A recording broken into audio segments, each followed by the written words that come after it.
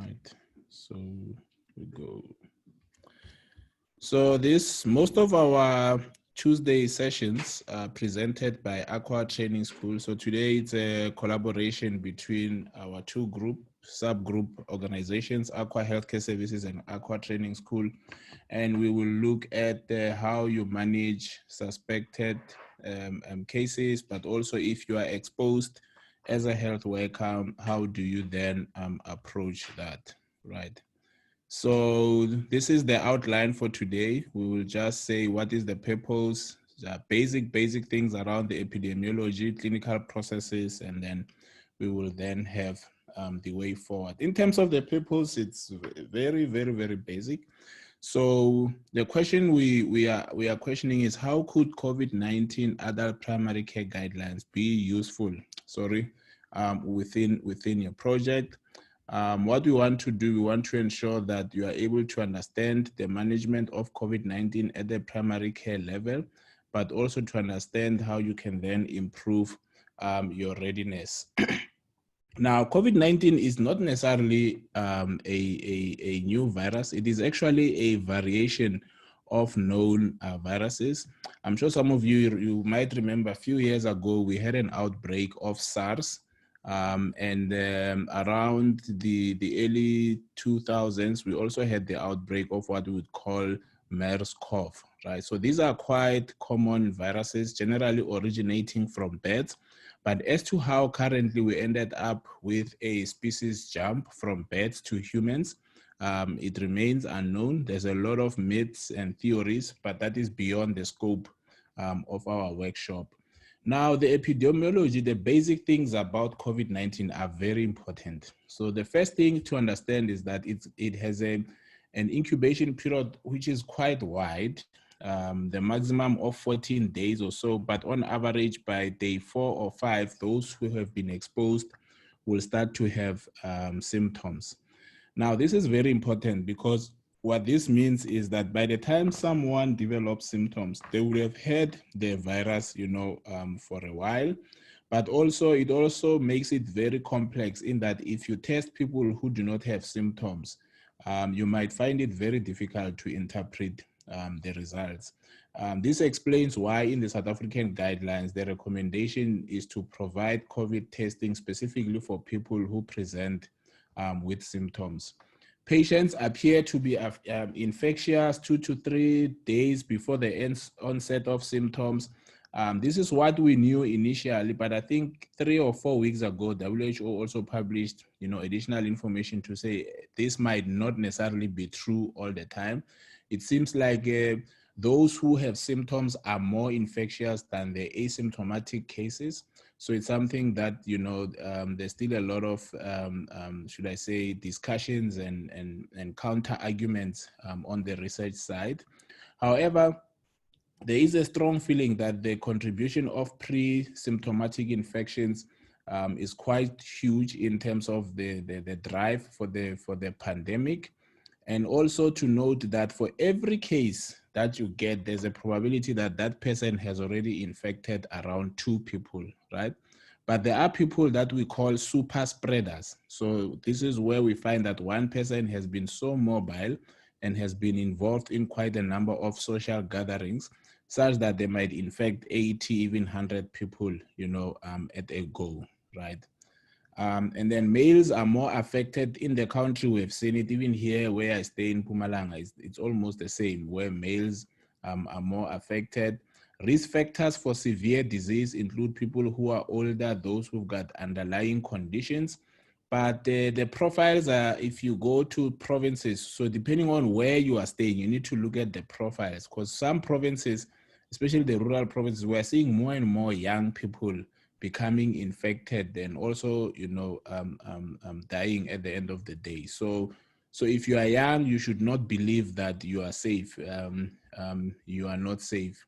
What is also key is that among the symptomatic, those who have symptoms, 80% have mild disease, and these people might not even present for care, right? And the other 20% would then have moderate to severe disease, which is the population which is now currently contributing to the deaths. It's very important to note that those who are mild and asymptomatic, the majority do not come for care. And they will present even at the clinic, even at your home, your brothers and sisters who do not have symptoms, but they are also infectious. So that is the key, right?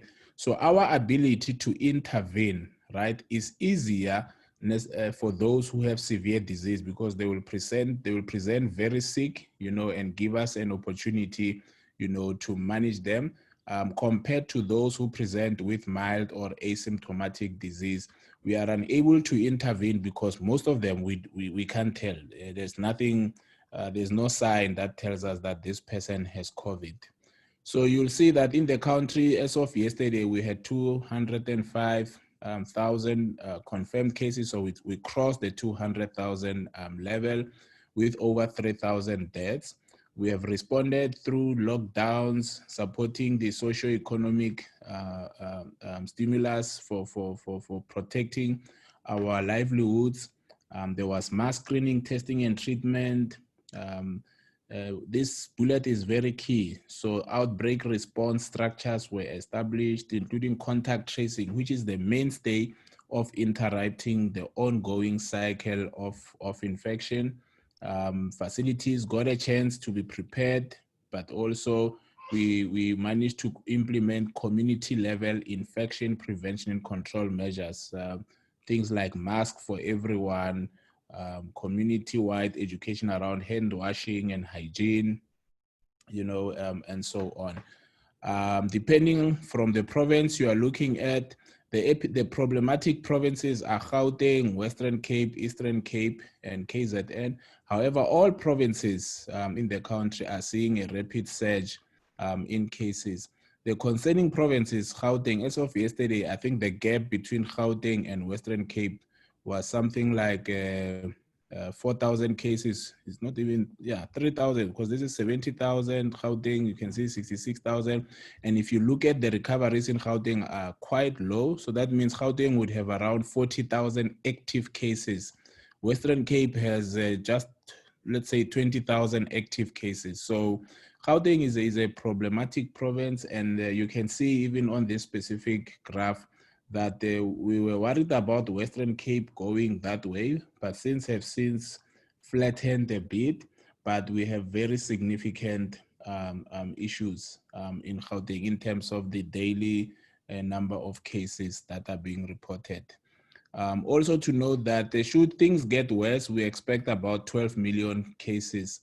If things are, we are able to respond and implement public health kind of interventions, we might get the maximum of 8 million infections. Whether you are looking at a better outbreak or the worst one, either way, it's a lot of people who are going to be infected. So time will tell, what will really happen in South Africa.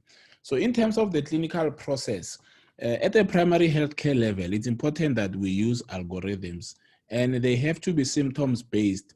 And the reason why the symptoms-based approach is important is because currently in the country, we have significant challenges with testing. So we therefore cannot rely on waiting for test results to manage patients, but also to protect ourselves, right? So adult primary care is a guideline that we have used for a while.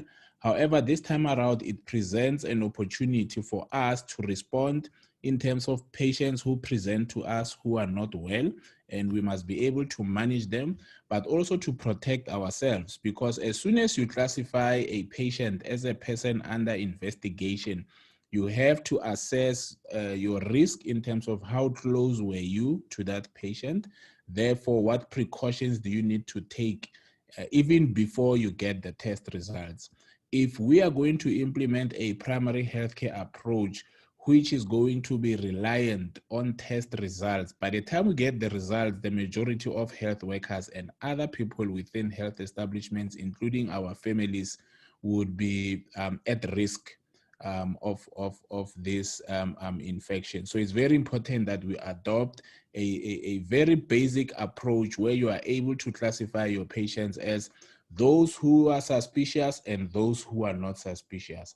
And then if you are exposed to a suspicious person, there's processes you need to follow, and then we take it from there. So just remember that adult primary care has been with us for a while. It is a symptoms-based approach, mainly focusing on 40 symptoms and 20 chronic diseases. It's very important to note that it follows a clinical approach where we need to assess patients, we need to advise them and treat, as needed. And also in terms of the prescriptions, it uses a color coding kind of markings around every single drug to ensure that drugs that are highlighted as orange can only be prescribed by a doctor or a nurse. So even if you are a nurse, you can prescribe, even the doctor is not there. If it is a purple highlighted drug, it means you need a doctor to write the first script, then the nurse can continue from there.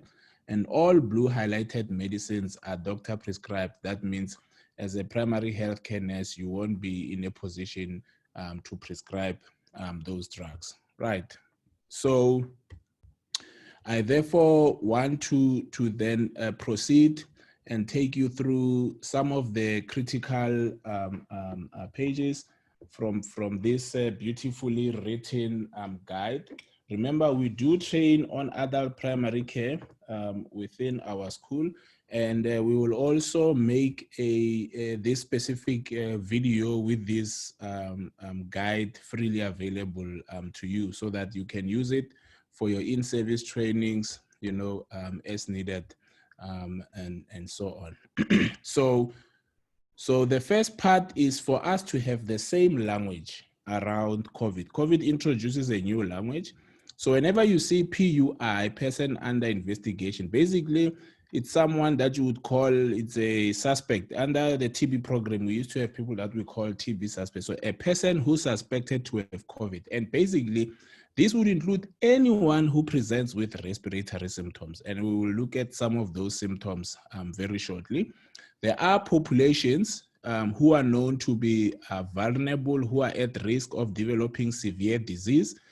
People living with diabetes, hypertension, HIV positive patients, and so on.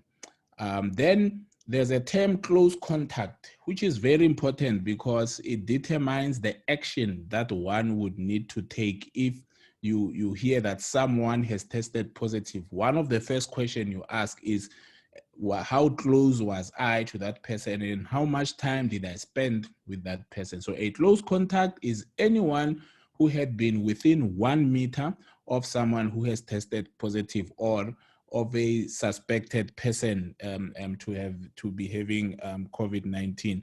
And especially if you have spent 15 minutes or more, then you are a real close contact, right?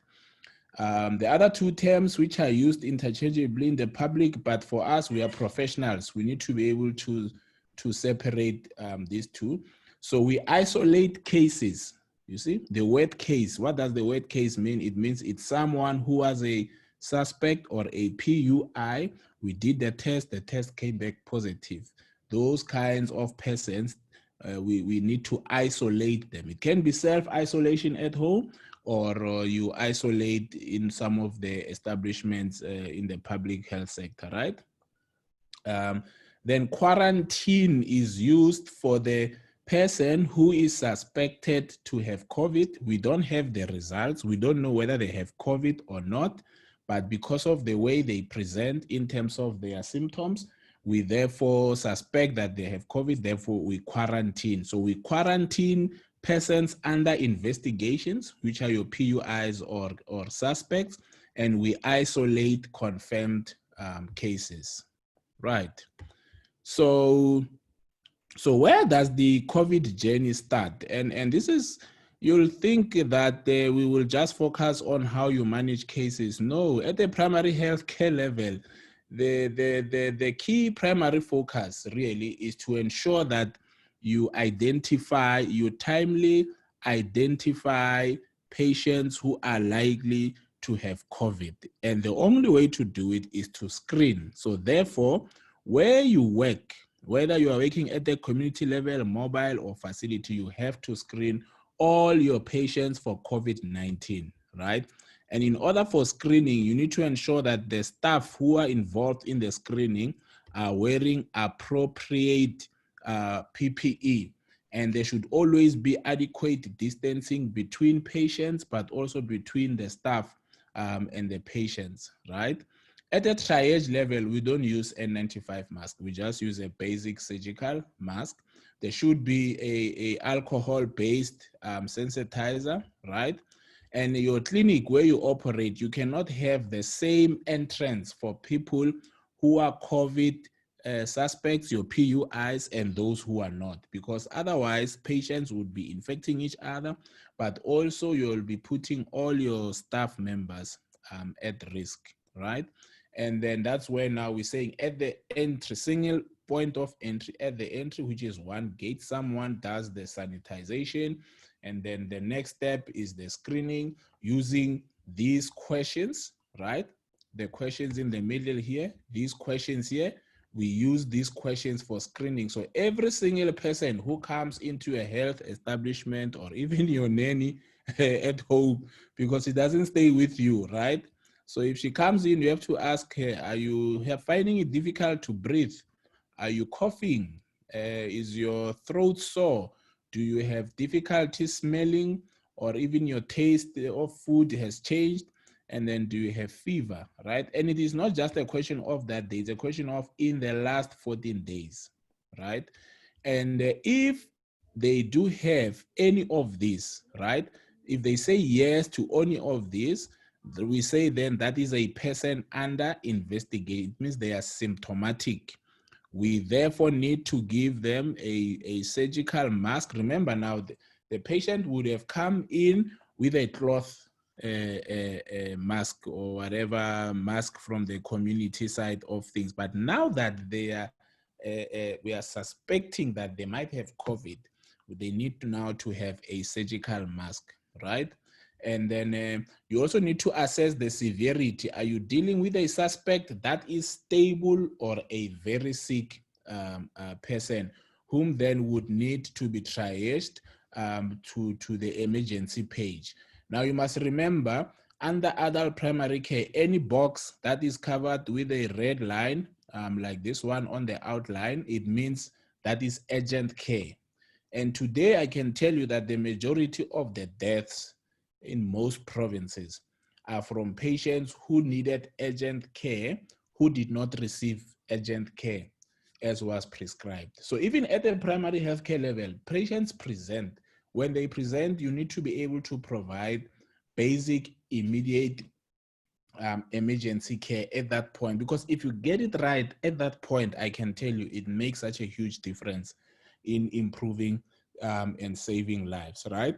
Some patients would come in, you screen them, no, they don't have any of these symptoms. They don't have any of these symptoms, so that is a good sign. But then you are wanting to assess, have they ever had difficulty in breathing in the last 14 days, right? If yes, you should consider treating them as a person under investigation. And you must remember, some patients, like if I'm a known asthmatic and I come in with difficulty in breathing, you should treat me as a person under investigation. Why? Because I probably have shortness of breath. And most people with asthma or COPD would present with some an exaggerated disease, which is already known, and that's where we miss them, and that's why they die, right? So we have to pick them up. A stable diabetic patient who comes in unstable, we have to consider whether they have COVID-19 or not, right? And then the question again is, yes, you don't have symptoms. Yes, you are not a known chronic respiratory disorder patient. But in the last 14 days, is there anyone at home who has COVID? If the answer is yes, you need to manage them as a close contact. And that might need that they need to be separated from the rest of the people. They need to have a mask, and you need to make sure that you help them quickly. They must leave the facility as soon as possible. If it's a no to all the three questions, you can allow them to go into the facility, get their medicines, but always maintain, the rules around hygiene, distancing, and sanitization as needed. Now, why this red box here is important, which is why our people are dying. People present with respiratory symptoms. We would then say, "Ooh, low COVID."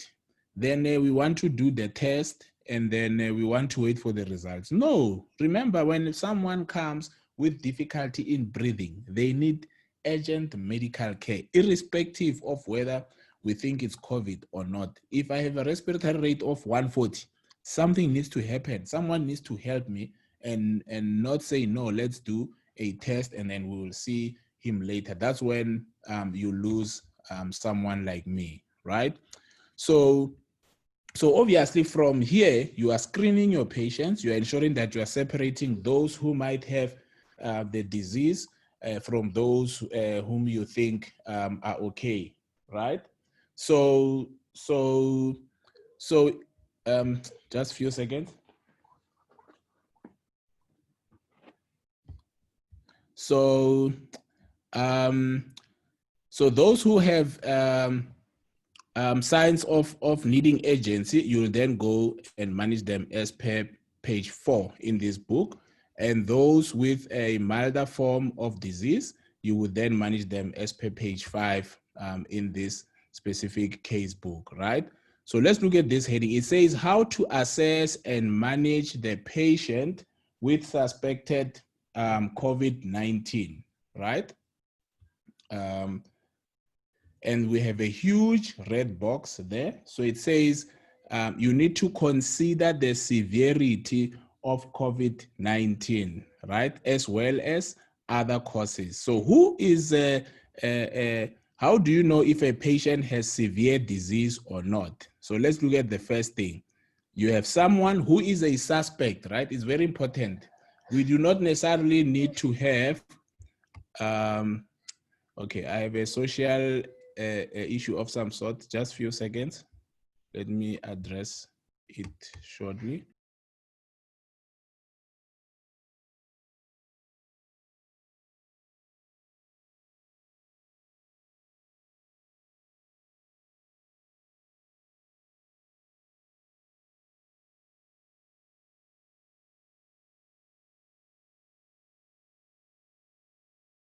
Yeah, sorry about that.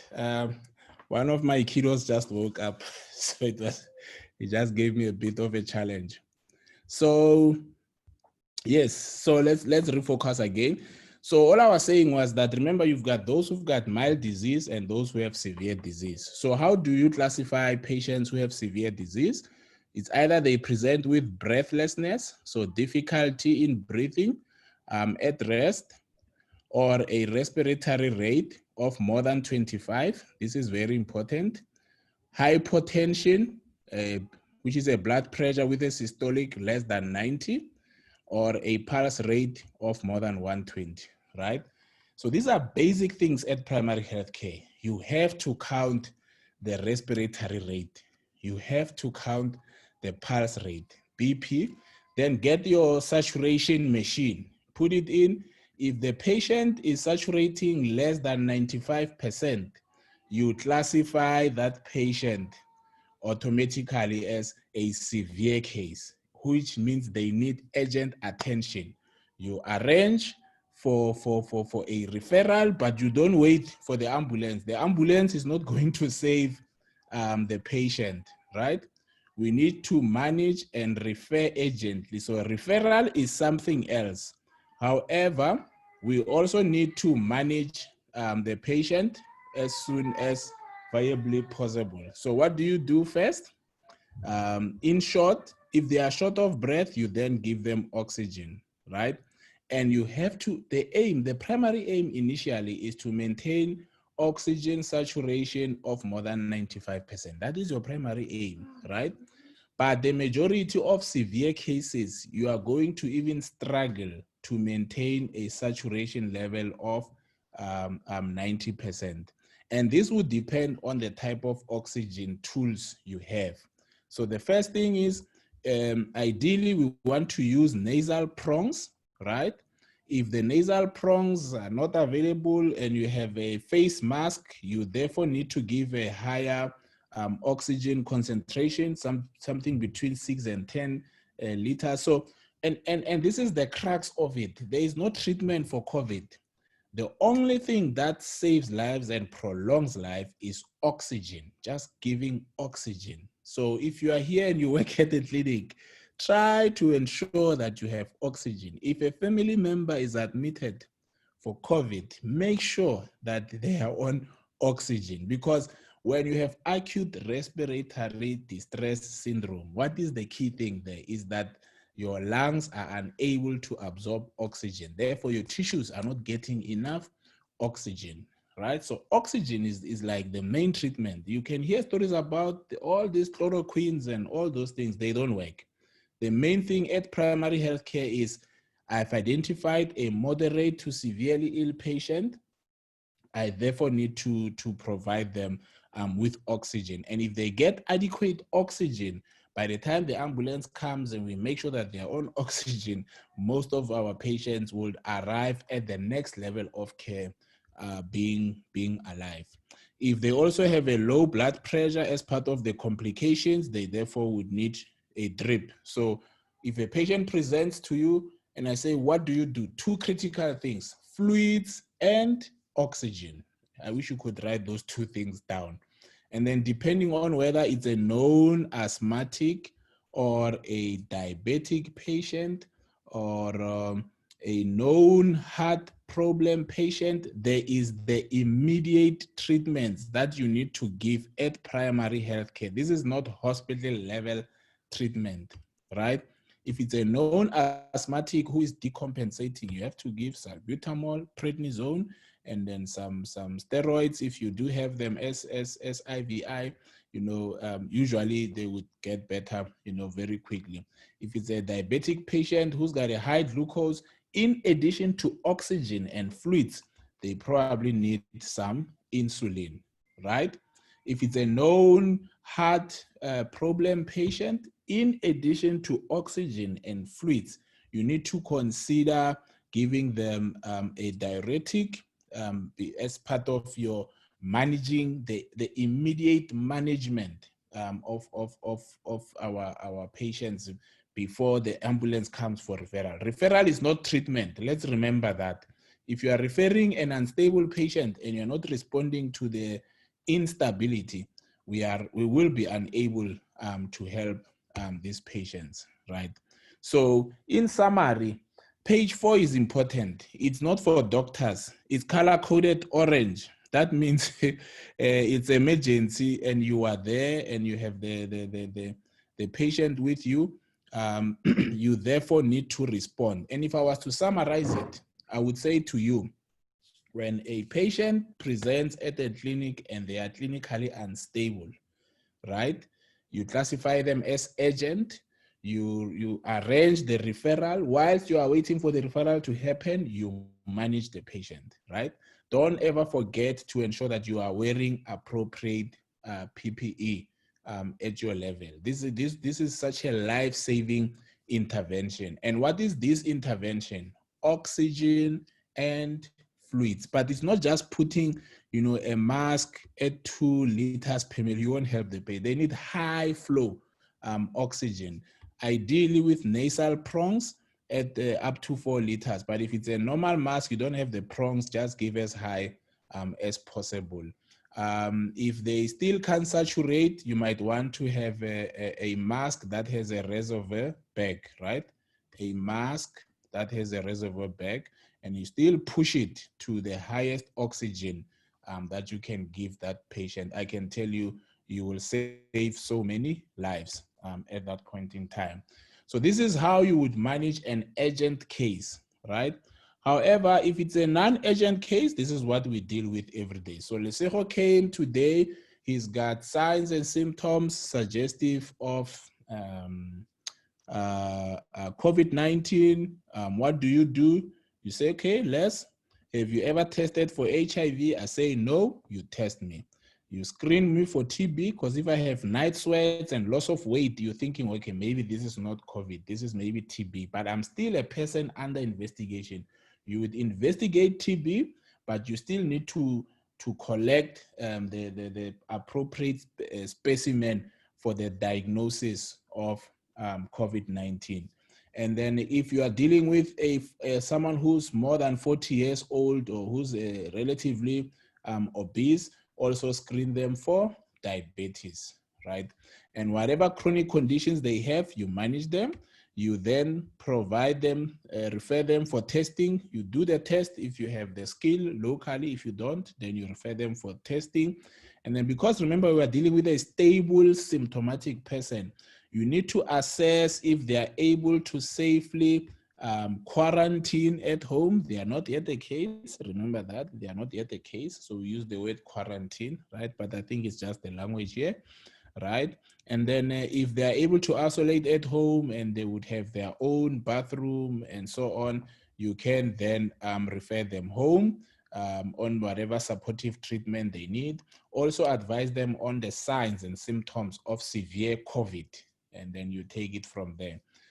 If they are not able to self-quarantine, you would then arrange with your local coordinators and the Department of Health to do that. So basically, if it's severe, you manage and refer. If it is mild, you can manage symptomatically at home through self-isolation or assisted isolation, right? So, so now I want us to then look at, before we move on, to some important key pages of interest to you, which are very key. So how do we manage the health worker who's exposed to a suspected or confirmed COVID case, right? So that's very important. So a health worker who had a potential exposure to COVID-19 is any person who has been exposed to someone who is a case, right? Someone who is a case or even a suspect, right? Because under normal circumstances, if you are adhering to your PPE requirements, you should always have appropriate PPE. A surgical mask, as a minimum, everyone in the facility should have that, right? So if a colleague of yours has been exposed or you have been exposed, we have to screen you with these known questions: shortness of breath, cough, sore throat, loss of smell or loss of taste, changes in taste, fever, right? For the last 14 days. Remember, if you have been exposed and you have any of these symptoms, you therefore become a person under investigation. You need to get a surgical mask if you're not putting one already, and then we would then need to assess you as to whether you are an urgent case or a mild case. If it is mild, we provide you with an HIV test, we screen you for TB, we screen you for diabetes. If you don't have any of those, we provide you with a COVID test. And then if you're able to self-quarantine, you would then self-quarantine. If you are not able to self-quarantine, you will then be assisted to quarantine. If you have severe form of COVID, we then go to page 4, we stabilize you, we refer you, and we ensure that you are safe where you are, right? However, if you are a health worker is exposed. So is exposed, we screen the health worker for the symptoms and you don't have the symptoms. We now need to understand the type of contact the health worker is. So we want to know whether we are dealing with a close contact or a casual contact, because that determines what then do we need to do, right? So a health worker has been exposed. The health worker is asymptomatic, does not have symptoms, right? Now we are asking, healthcare worker, did you come too close to this contact? Yes, I did. How long did you spend time? How much time did you spend in contact with this person? It was 30 minutes, so that's more than 15 minutes. So already we know that now the health worker is a close contact to a person under investigation or to a case, right? And we would need then to manage them based on the next few pages, depending on whether they were exposed to a confirmed case or a suspected case, right? So another health worker who is exposed, we ask her symptoms she doesn't have. We screen him or her in terms of the contact questions, and we realize that no, he was in another room. He has never seen this PUI or case. So we presume that, okay, it's possible that this one is a casual contact, right? Or not even a contact at all. And you'll find that when there is a case in a clinic, everyone wants to be tested. They're like, oh, we must be tested. But why? Because some people do not have symptoms, right? Where it starts, they don't have symptoms. You ask them about whether they've been in contact with a specific case. They say, no, I didn't meet Mr. Madonzela. I just heard that he was here and he tested positive. Okay, were you in the same room with Mr. Madonzela? No. Did you have a conversation with Mr. Madonzela? Even though it was more than 1 meter, the answer is no. Therefore, you are not a contact. We need to reassure that health worker, and then we need to help them to monitor themselves and ensure that they have appropriate PPE, right? However, if someone is not a close contact, but at some point they were in the same room, but more than 1 meter apart with the case or PUI, we then say they are a casual contact. So we must always be in a position to differentiate between a close contact, a casual contact, and a non-contact, because then the management of these three groups of people is not the same. So the no contacts, we manage them. I mean, they are low risk. They are like low risk, right? Here we are talking about moderate risk, and close contacts are high risk. All right. So let's look at then, how do you, from here, then what do you need to do if the case was a suspected case? Remember now, we don't know the result, right? But you still need to take precaution at your level there. So here it is, we have an asymptomatic health worker. Let me zoom in. Asymptomatic health worker who is exposed to a person under investigation. So you have you were exposed, you came into contact with a patient or a person who's got symptoms suggestive of COVID, but we don't know whether they have COVID or not. And this is how you should manage yourself, my dear. I know the majority of people here are nurses at primary healthcare. This is how, if you want to stay COVID-free, this is how you must manage yourself. Identify people who have symptoms. Treat them as if they have COVID. Don't wait for the results. If you're going to be waiting for the results, you will find yourself, in trouble, right? And the test results in the country now, they take 5 days, sometimes even longer to get the results. So he is asymptomatic and he's exposed, right? During the contact, was the health worker wearing appropriate PPE? That is the question, which is the most important thing. Because remember, if I was exposed to a contact and I'm a close contact of this contact, but I was wearing my N95, my goggles, and my apron, right? I'm now a minimal risk exposure. There's nothing wrong with that because I was protected at the time when I was exposed to that case, right?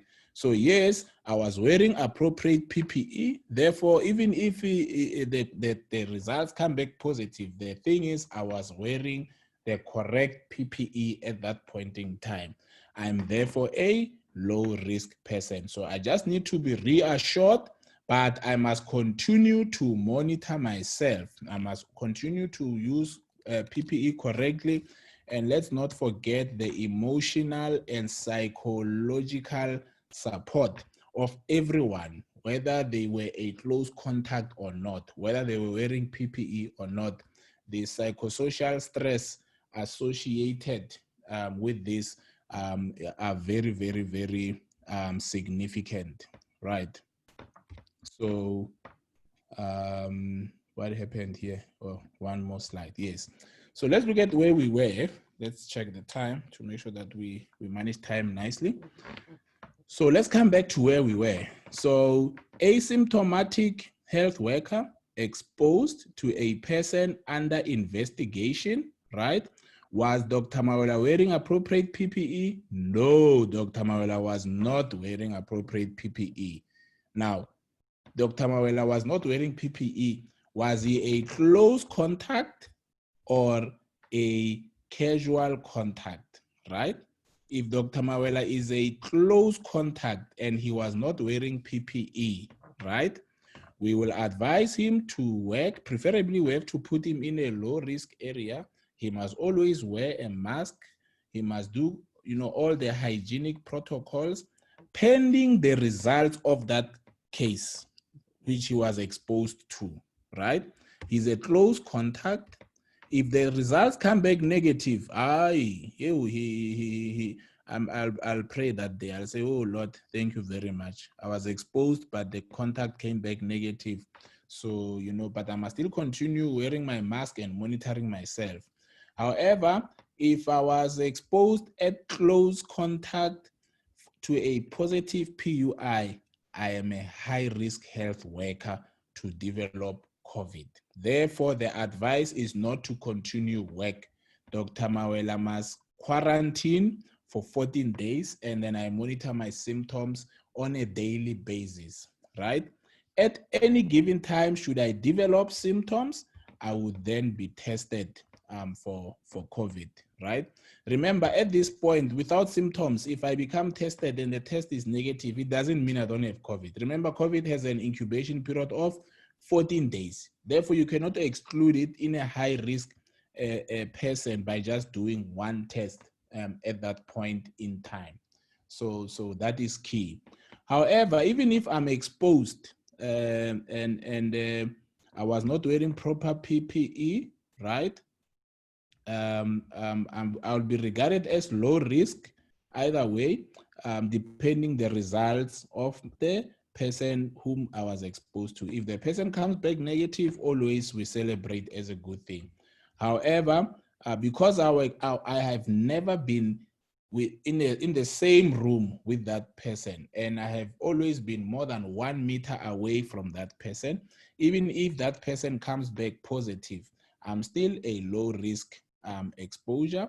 I need to continue to monitor my symptoms, and then the recommendation will be determined by the workplace. But the person can still work. But if they do work, they will then be allocated to a low risk transmission, like working outside and helping with screening, and so on, not necessarily dealing with diabetic patients, and TB patients. So very important algorithms.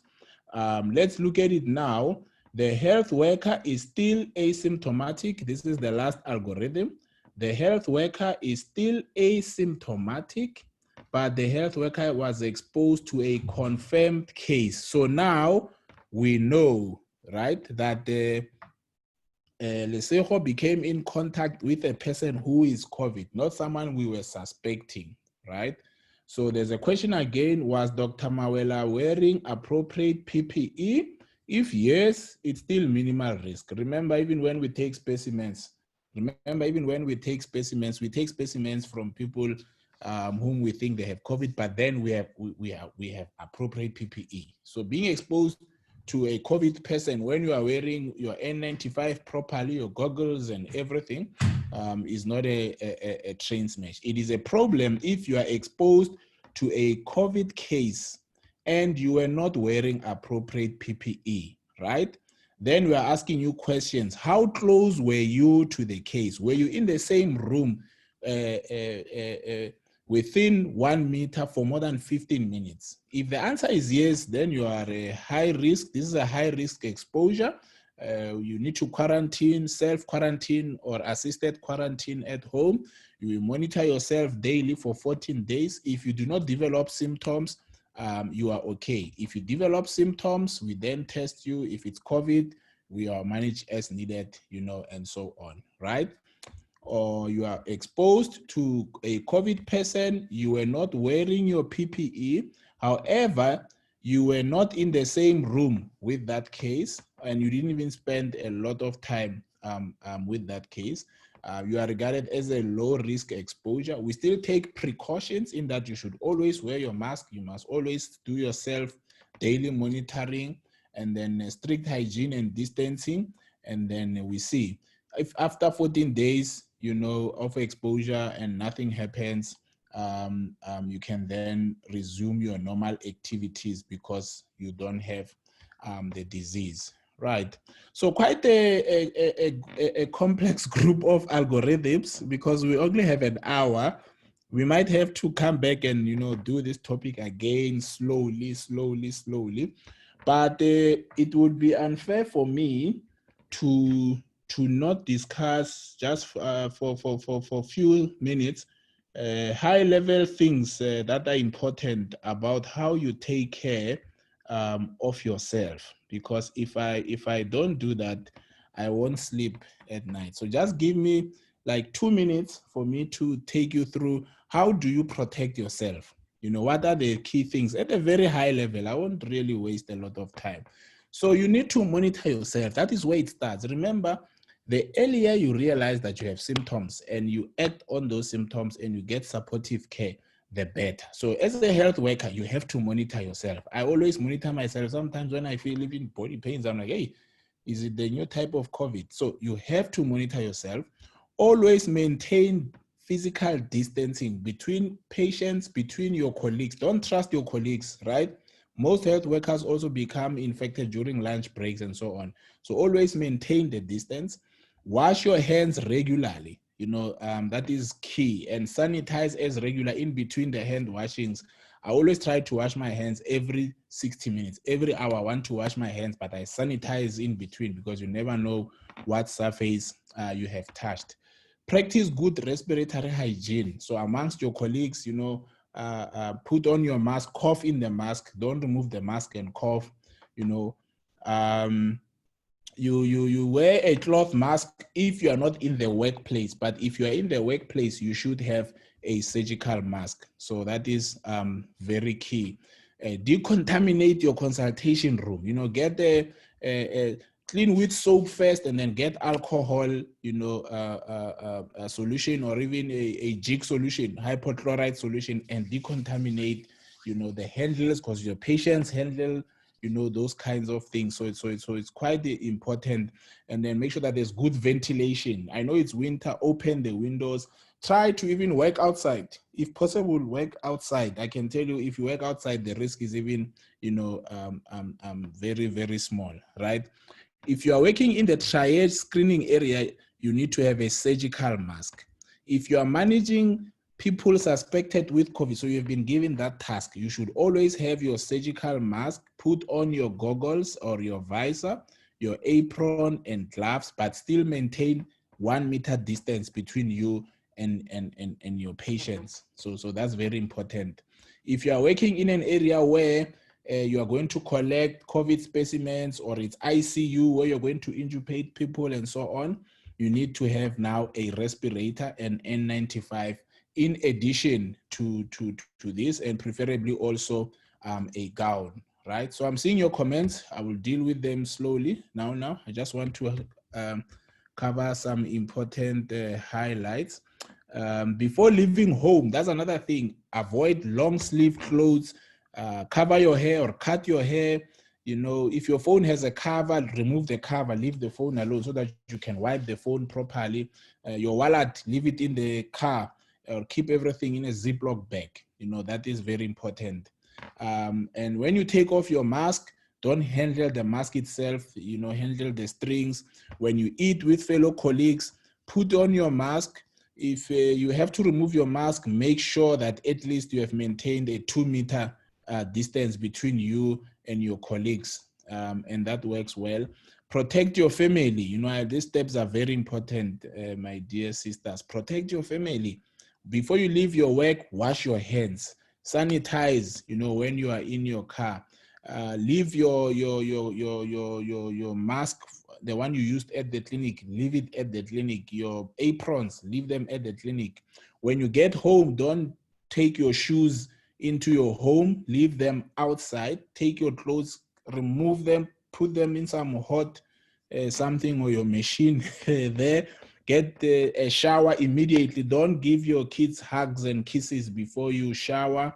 You know, that those are the key things. So I'm going to share with you, just go to this slide 21 and ensure that you are able to adhere to all these proposed requirements, which would really help you. And I just want to focus on this one. Look after your mental health. Get enough sleep, have conversations with your family, find a creative or fun activities to do so that you are not anxious. When you get time off, exercise. Don't avoid the use of drugs, because when you are anxious and you start taking alcohol and other things, things can get a bit worse, right? So, ladies and gentlemen, if I was to summarize today's topic, I would say, one, make sure that you have effective screening within your facilities. As you screen, identify those who have mild or moderate to severe disease. If they are mild, you do your basic things, TB screening, check for sugar, HIV, do your COVID test, and then manage them at home or at the private site. If it's a severe case, we need to manage and refer. Remember, it means already, as soon as you find such a case, it means you are exposed at that point in time. The question is, one, were you wearing appropriate PPE at that time or not? Second question, were you a close contact or not? Third question, are you currently having symptoms or not? If you are not a close contact, you are wearing appropriate PPE, you are a low risk kind of a person. If you did not wear appropriate PPE and you were a close contact, it's a high risk exposure, right?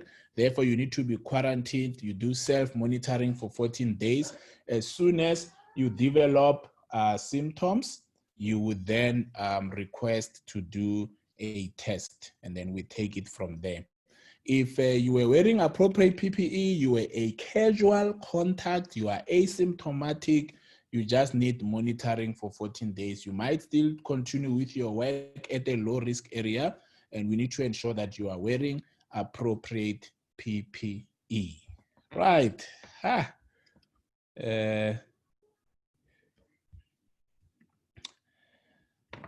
Yeah, so what a topic this was. I tried to fly through it, but I'm hoping that you managed to grab something.